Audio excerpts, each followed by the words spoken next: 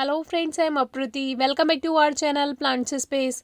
बहुत कम ऐसे प्लांट्स होते हैं जो ऑल पर्पस प्लांट होते हैं, यानी कि उनको आप किसी भी पर्पस से ग्रो कर सकते हैं। आप उसको ऑर्नामेंटल प्लांट की तरह यानी सजावट के पौधे के तौर पर ग्रो कर सकते हैं, या एक हर्ब की तरह, मेडिसिनल प्लांट की तरह, यानी कि उसके कुछ औषधीय गुण हो उस तरह से।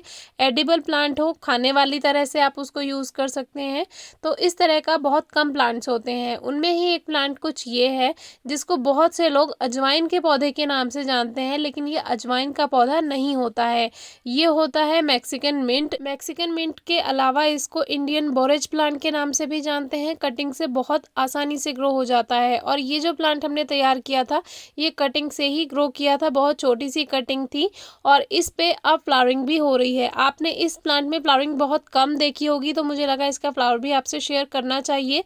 जैसे कि तुलसी जी की मंजरी होती है, जैसे कोलियस प्लांट का जो सीड बनता है, सीड पॉड होता है, उसकी इस तरह से एक मंजरी होती है, वैसे ही इसमें भी ये एक फ्लावर स्पाइक जैसी खिलती है। छोटे छोटे फ्लावर होते हैं। अभी मैंने इसमें सीड्स तो नहीं देखे हैं क्योंकि अभी इसमें शुरुआत हुई है।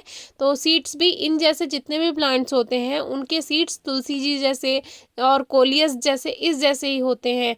तो अजवाइन का पौधा इसको बोलते हैं क्योंकि इसकी खुशबू अजवाइन की तरह होती है। लेकिन अजवाइन का पौधा अगर आपने देखा हो तो जैसे जीरे का पौधा होता है, बिल्कुल वैसा ही अजवाइन का पौधा होता है। जैसे धनिया अगर आपने देखा हो, चलो अजवाइन और जीरा तो आपने नहीं देखा होगा, धनिया का पौधा आपने ज़रूर देखा होगा, उस पे सीड्स बनते हुए ज़रूर देखे होंगे। बिल्कुल वैसे ही सौंफ, धनिया, जीरा, अजवाइन ये सभी एक ही तरह से इनके पौधे होते हैं, लेकिन ये अजवाइन का पौधा नहीं होता। इसका जो अरोमा होता है, बहुत ही खुशबू इसकी बहुत अच्छी होती है, इसीलिए इसको अजवाइन कह देते हैं, क्योंकि अजवाइन जैसी खुशबू आती है। लेकिन अजवाइन में तो कम खुशबू आती है, इसमें तो आप पत्तियों को इसको टच भी कर देंगे तो बहुत ही तेज खुशबू आती है। एक स्ट्रॉन्ग इसका फ्रेग्रेंस है, बहुत ही तेज खुशबू होती है।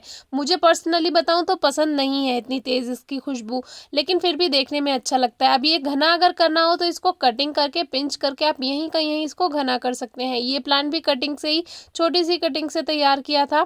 और जो इसका मदर प्लांट है वो अगर आप देखेंगे कैसे, कितनी छोटी कटिंग से ग्रो किया था, बहुत ही छोटी। आप वीडियो डिस्क्रिप्शन बॉक्स में चेक कर सकते हैं। मुझे मिल नहीं रहा था, ये बहुत मुश्किल से एक बहुत छोटी सी 1 इंच से भी छोटी कटिंग मिली थी।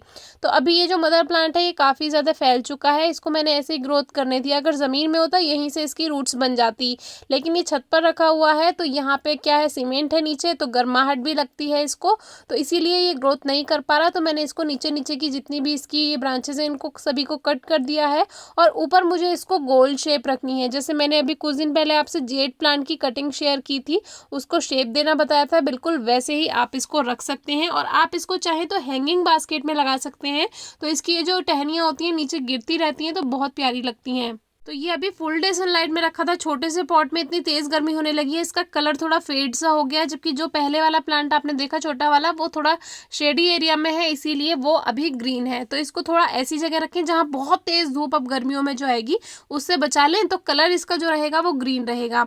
अभी ये जो इसका पूरा ग्रोथ हो चुकी है, मैं सोच रही हूँ ऊपर ऊपर से भी इसको पिंच कर दूँ। केवल एक ही फ्लावर स्पाइक रखूंगी, देखूंगी उसमें सीड्स बनते या नहीं, बाकी सबको कटिंग कर दूंगी, क्योंकि मुझे इसको एक ऑर्नामेंटल प्लांट की तरह यहाँ पे ग्रो करना है। क्योंकि हमारे यहाँ इसको खाया तो नहीं जाता, एडिबल प्लांट है वैसे तो, ये बहुत से लोग इसका यूज़ करते हैं, हर्ब की तरह यूज़ कर सकते हैं। और इसका यूज़ के लिए आप अलग वीडियो चेक कर सकते हैं, हम तो केवल प्लांट्स ग्रो करना बताते हैं।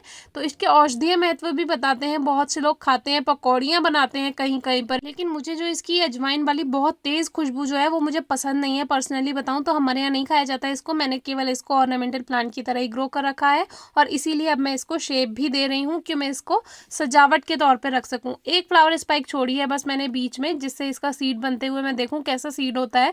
वैसे मैंने पहले कभी नहीं देखा था, अपने प्लांट पे ही मैंने इसकी फ्लावरिंग देखी है। तो प्लांट जैसे जैसे पुराना होता जाता है वैसे वैसे फ्लावरिंग होती जाती है। अभी कुछ दिन पहले मैंने मदर ऑफ 1000 प्लांट की फ्लावरिंग भी आपसे शेयर की थी, आप चेक कर सकते हैं डिस्क्रिप्शन बॉक्स में। तो जब प्लांट पुराना हो जाए, चाहे एलोवेरा हो, चाहे इस तरह का मैक्सिकन मिंट हो, चाहे मदर ऑफ मिलियन प्लांट हो, जैसे जैसे प्लांट पुराना होगा वैसे वैसे उस पर फ्लावरिंग ज़रूर होगी।